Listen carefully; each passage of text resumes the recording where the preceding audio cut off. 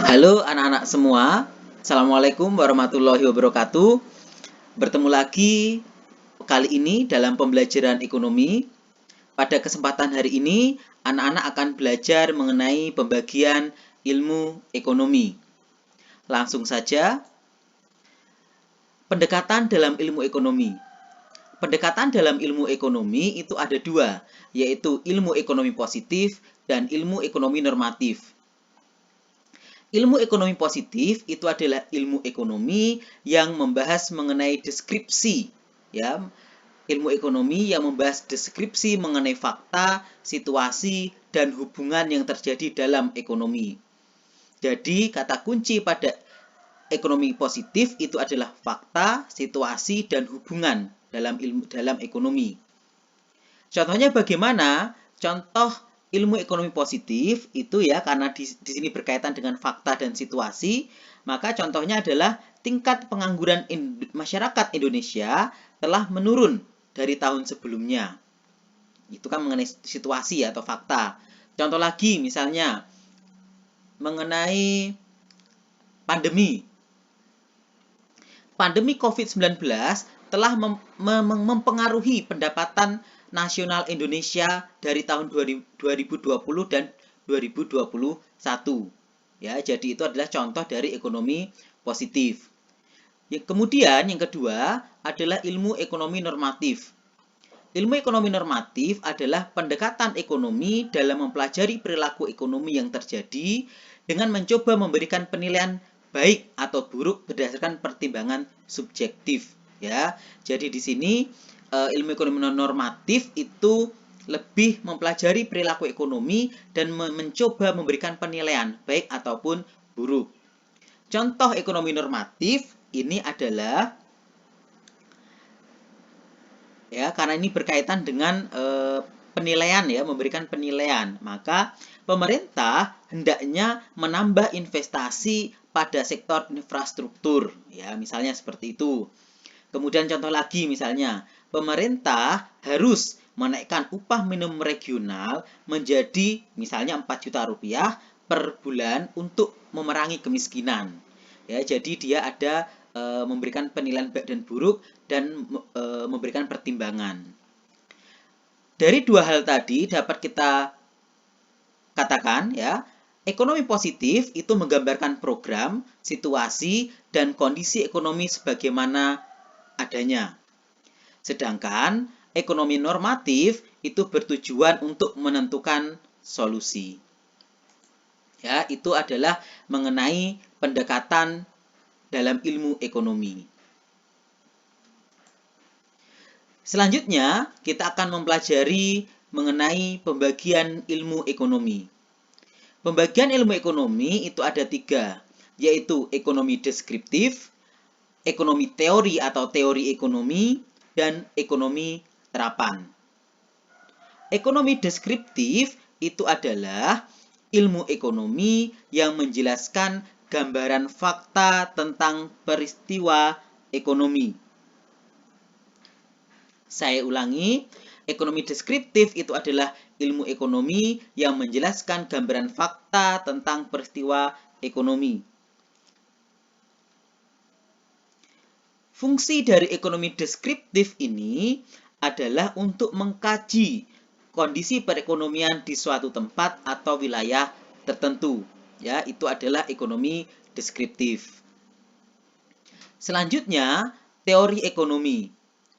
Teori ekonomi itu adalah ilmu ekonomi yang mengkaji gejala-gejala yang timbul akibat perbuatan manusia dalam rangka meningkatkan kesejahteraan.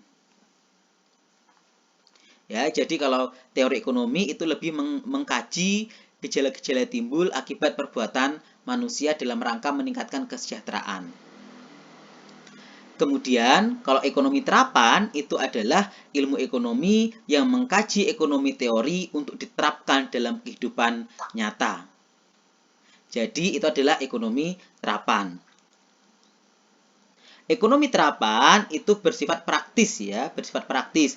Artinya apa? Yaitu dapat diterapkan dalam berbagai bidang. Jadi tidak hanya pada bidang ekonomi saja, tapi dalam bidang politik, kemudian sosial dan lain sebagainya.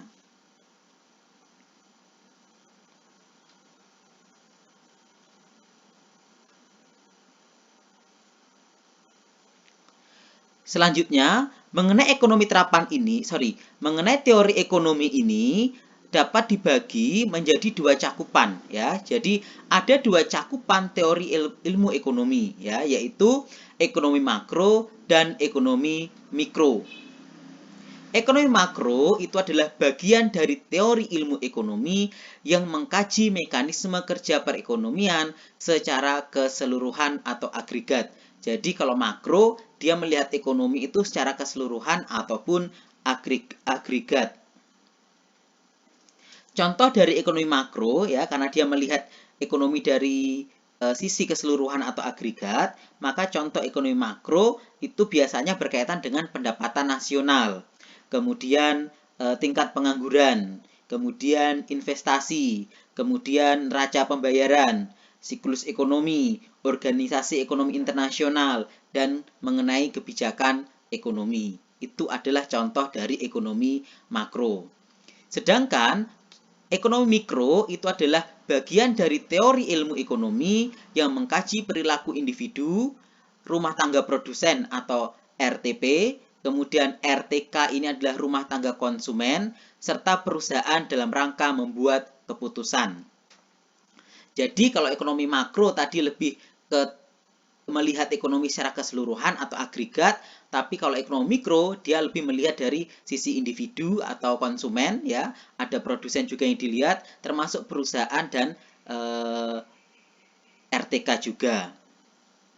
Contoh dari ekonomi mikro itu adalah contohnya ya, itu ada permintaan dan penawaran, kemudian monopoli pasar atau perdagangan, kemudian perilaku konsumen, kemudian mengenai pasar juga termasuk, kemudian mengenai pembangunan infrastruktur, kemudian mengenai penetapan harga tertinggi dan penetapan harga terendah.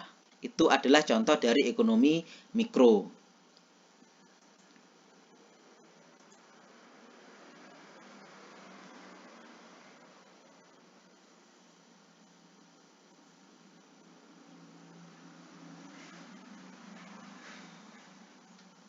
Selanjutnya, kita akan mempelajari cabang-cabang ilmu ekonomi ya. Jadi ilmu ekonomi itu banyak jenisnya atau banyak macamnya atau banyak cabangnya ya. Yang pertama itu adalah ilmu ekonomi moneter ya. Ilmu ekonomi moneter itu adalah ilmu yang membahas mengenai uang, perbankan dan lembaga keuangan ya. Saya ulangi lagi, ilmu ekonomi moneter itu adalah ilmu yang membahas mengenai uang, perbankan dan lembaga keuangan ya. Itu adalah ekonomi moneter. Aspek yang dibahas dalam ekonomi moneter itu antara lain mengenai inflasi ya. Inflasi itu adalah mengenai kenaikan harga. Kemudian jumlah uang yang beredar. Kemudian tingkat suku bunga. Itu adalah aspek yang dibahas dalam ekonomi moneter. Kemudian yang kedua adalah ilmu ekonomi publik. Adalah ilmu yang membahas mengenai kebijakan pemerintah dalam bidang ekonomi. Ya, jadi kalau publik itu kata kuncinya adalah kebijakan pemerintah dalam bidang ekonomi. Aspek yang dibahas dalam ekonomi publik itu adalah anggaran pemerintah ya, mengenai keuangan pemerintah, baik APBN maupun APBD. Kalau APBN itu kepanjangannya adalah anggaran pendapatan dan belanja negara, kalau APBD itu adalah anggaran pendapatan dan belanja daerah. Selain itu juga mempelajari mengenai utang negara, pajak dan retribusi. Kemudian yang ketiga itu adalah ilmu ekonomi industri. Merupakan ilmu yang membahas interaksi perusahaan dalam suatu industri ya. Jadi interaksi perusahaan. Interaksinya di sini baik secara eksternal itu maksudnya perusahaan keluar, misalnya perusahaan dengan perusahaan lain, perusahaan dengan pemerintah, maupun interaksi internal perusahaan, misalnya perusahaan dengan karyawan. Contohnya ya, misalnya mengenai persaingan usaha antar perusahaan, kemudian mengenai kerjasama perusahaan, kemudian contoh lain adalah merger perusahaan atau penggabungan perusahaan. Itu adalah contoh dari ilmu ekonomi industri. Selanjutnya adalah ilmu ekonomi internasional. Ilmu ekonomi internasional adalah ilmu yang membahas aktivitas ekonomi antar negara.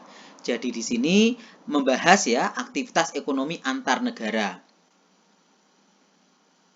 Aspek yang dibahas dalam ilmu ekonomi internasional itu adalah perdagangan antar negara ya. Perdagangan antar negara itu dikatakan sebagai ekspor maupun impor.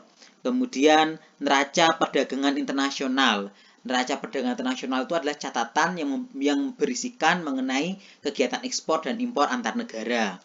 Kemudian ada lagi contoh lagi adalah neraca pembayaran internasional. Neraca pembayaran internasional itu adalah catatan yang digunakan untuk mencatat pembayaran antar negara. Contohnya misalnya pembayaran utang, bunga, devisa, dan lain sebagainya. Kemudian selanjutnya adalah ilmu ekonomi regional. Ilmu ekonomi regional itu adalah ilmu yang mengkaji tentang interaksi ekonomi antar wilayah.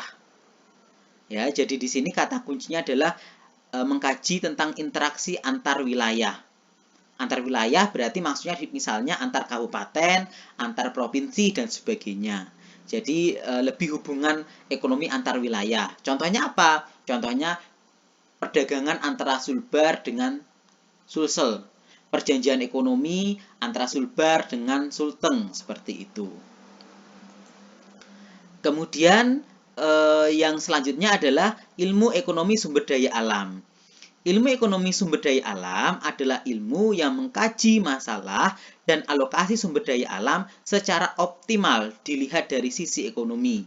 Ya, jadi ini di sini mengkaji masalah dan alokasi sumber daya alam secara optimal dari sisi ekonomi.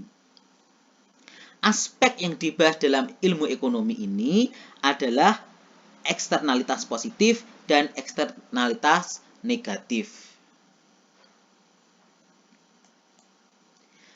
Lanjut. Selanjutnya adalah ilmu ekonomi sumber daya manusia. Adalah ilmu yang mengkaji tentang faktor produksi tenaga kerja. Jadi di sini aspek yang dibahas dalam ilmu ekonomi sumber daya manusia itu antara lain adalah pengangguran ya, pengangguran. Kemudian penentuan upah, baik upah minimum provinsi maupun upah minimum kabupaten, bisa saja upah di tingkat perusahaan. Kemudian peningkatan kualitas tenaga kerja, dan juga nanti aspeknya adalah kesempatan kerja. Kemudian ada lagi ilmu ekonomi syariah. Ilmu ekonomi syariah itu adalah ilmu yang bertujuan untuk menerapkan ekonomi Islam. Ya, untuk penjelasan ekonomi syariah nanti akan kita bahas pada video selanjutnya. Terakhir, materi kali ini adalah metode ilmu ekonomi.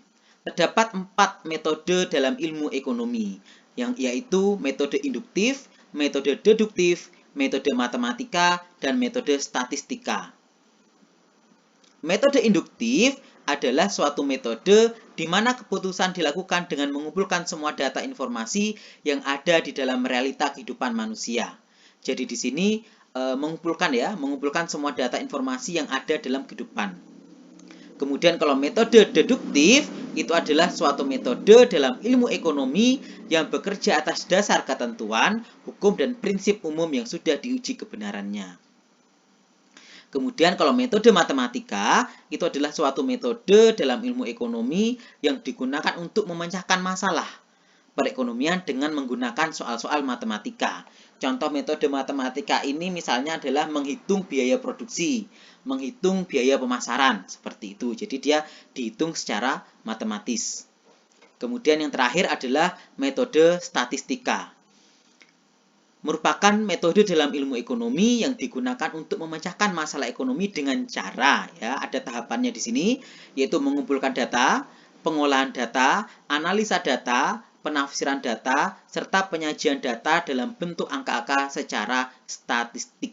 ya. Jadi itulah metode statistika. Jadi dia dikumpulkan dulu datanya, diolah, dianalisis, ditafsirkan, baru disajikan berupa angka-angka statistik. Contohnya apa? Contohnya misalnya adalah mengenai tingkat pengangguran.